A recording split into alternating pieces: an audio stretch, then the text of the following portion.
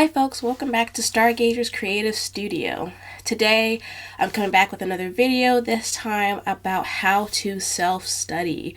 If you're anything like me, I love delving into different topics and concepts even outside of formal education, and it can be difficult between work and family to find the time and the structure to be able to do that. So that's what I'm talking about with you guys today. So to start, what is self-studying? So my definition of self-studying is taking a concept or topic of interest and taking either a deep dive or a casual overview of it in an informal but structured way. This can be either deep diving into a topic of personal interest that may have been covered in less depth in a formal setting like college, or it can be a completely separate interest. So why would someone self-study? Well, self-studying is a great way to take control of your own learning. It can be used to learn topics or concepts not covered or covered in less depth in formal settings. And if you're completely outside of formal education, like I am, I'm not in college right now. I plan to go back next year, but right now I'm not in any formal education setting. It's a great way to keep your critical thinking and learning skills, because learning is a skill, up to par. So what can you self-study?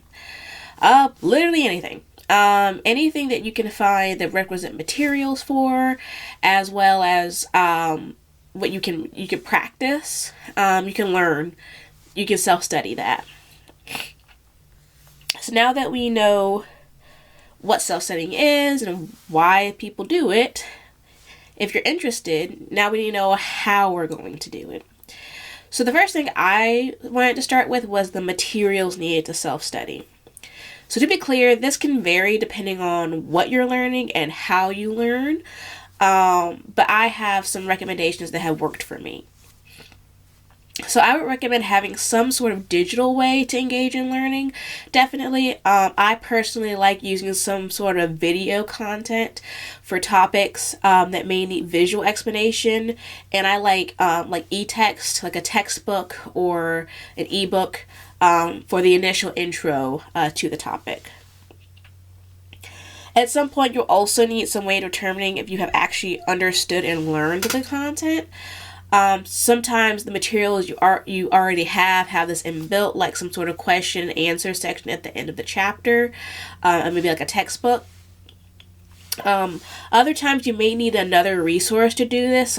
Some resources that might be good for this are like Brilliant for more mathematics and science-based topics.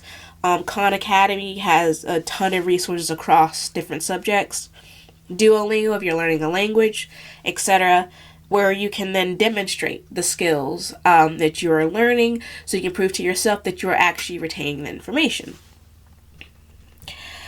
That being said, for the digital options, I highly recommend taking notes via pencil and paper.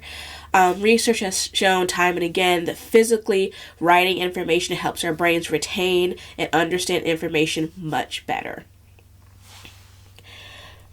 So now that we've covered materials, how do we actually set up the plan? Like, how do we actually have a plan for how we're going to learn this topic?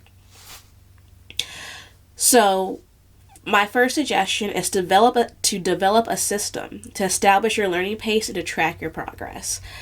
This is where reviewing the table of contents of your e-text comes in, or creating or reviewing a playlist of audio or video content will also come in.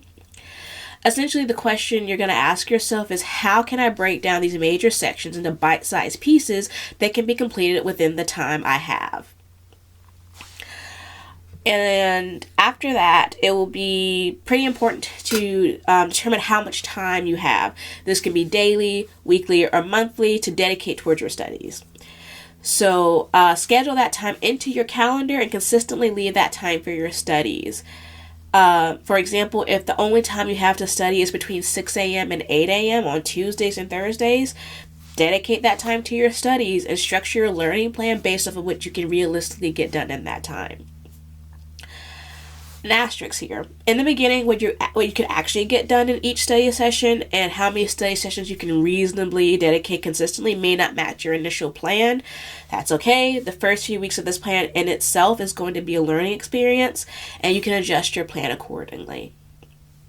So now that we understand some of the basics of how to self-study, I am going to move to a screen recording and webcam, and I'm going to show you my self-study setup and my Notion. So I will see you guys there. Bye.